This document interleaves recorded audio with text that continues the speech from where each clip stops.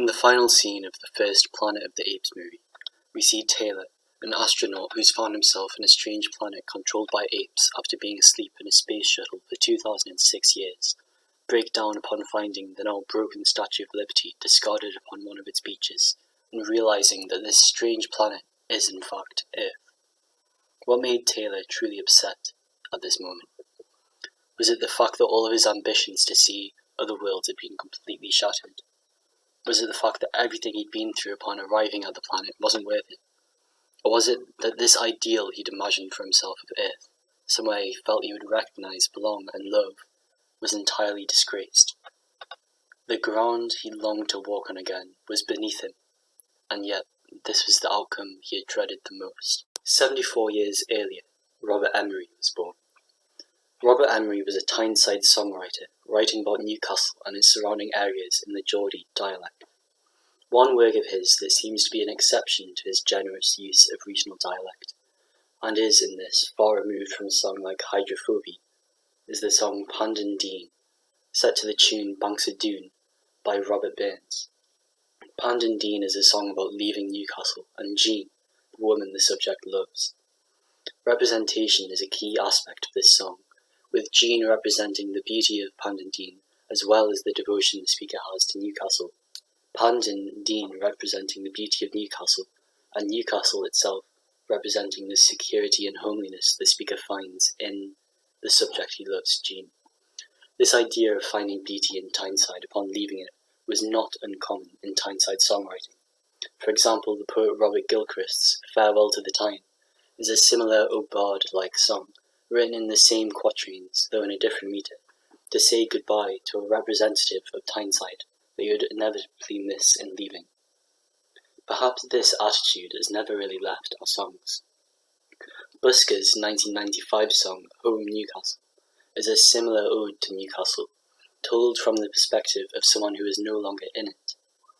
There is something wonderfully similar between Emery's Though Far Away in Foreign Lands and Trackless Oceans Flown Between, I ne'er shall break those dearest bands thou wreaths for me in Pandon Dene, and Busker's I'm coming home in Newcastle, if you never win the cup again, I'll brave the dark at St. James's Park at the Callowgate End in the rain, as they both express an insurmountable devotion to Newcastle and its culture when they find themselves away from it. 18 years before Robert Emery was born, the poet Rosalinda had a few verses published about Pandon Dene in Newcastle magazine. She describes it as a place of refuge, somewhere idyllic and suffused with history, somewhere everyone deserves the right to admire, even 18th century women, as she concludes in the final stanza.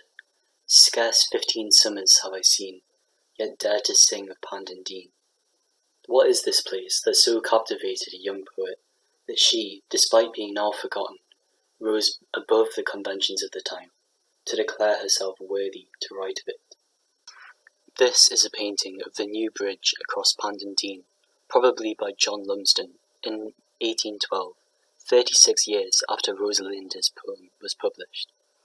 In this painting you really can see the beauty of the Dene, with its valley, stream, and views of All Saints' Church and St. Nicholas's Church, as well as the windmills of Gateshead beyond. This is where those windmills would have been. And this is the view from the park that is now called Windmill Hills.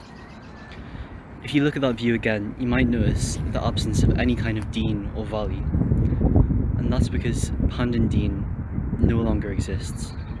In 1840, the river's culverts were used for sewage disposal. In 1842, waste material from the Victoria Tunnel was dumped into the river, and then material from Manor Station, and in 1881 material from St. Michael's Mount, until by 1886 Pandon Dene was almost completely infilled.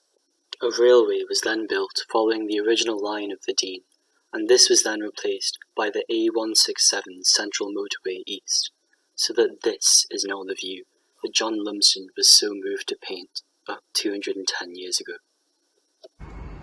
And this is the ancient tower that Rosalinda so admired, the one she wrote made more lovely Pandon Dene, the one that, despite still standing, seems more than anything out of touch with the Newcastle surrounding, blinded by its own age and culture, an affliction which affects those that walk past it every day, though in a much less isolated sense. If I was to stand here 200 years ago, I'd be swept up in the currents of the river flowing through Pandon, which at its broadest was 42 metres across. And what remains? Concrete and rubbish. And behind this lies a bigger problem. Tyne Weir was, at a time, made of miners, but it was never made of concrete and bricks. It was composed of valleys and glades and peaceful waterways. There seems to be this idea that anything that represents Tyneside must be brutal and metallic because of its industrial history, when it was this industrial history that destroyed what places like Newcastle were once remembered for, being idyllic presentations of the gift of the natural world. In this, the Tyneside we walk through today was not the Tyneside that Rosalinda or Robert Emery wrote about, which is a mystifying fact given the fervour with which Newcastle is advocated for and identified with by Geordies, as if the Newcastle they walk through today is at all representative of Geordie culture and heritage, but seems to have been almost irrevocably lost to our present illusory sense of identity. Perhaps then, Robert Emery's song is better suited to be sung today than ever before. We must, like Taylor from Planet of the Apes, ask ourselves in the midst of cultural disintegration and diminishment, where this world we have lost is to be found, and we must, like Taylor, realise that it is here, beneath our feet, and entirely lost, that nobody cheers for it anymore. They cheer for the ugly remains of its very suppression. Farewell, ye fragrant shady groves, farewell, thou charming sylvan scene, where partial memory hapless roves, I bid adieu to Pandon. All historical matters, we must ask how to position and understand ourselves in relation to those things that have constituted the process of our manufacture. History is not so narrow as to only concern details and facts. The study of it is fundamentally unnecessary if we do not, in some way, utilise it as a creative tool. Considering what has transpired to create the world of our everyday experience and the people we now claim to be, we can discover an ideology that unravels the fabric of true identity, which is not merely the fusion of our past and present, but is a realisation of our cultural presence outside of the limits and changes of time. Identity is generally referred to as meaning a method of reconciling the details of our nature and nurture, such as our race, class, gender, with our present personhood.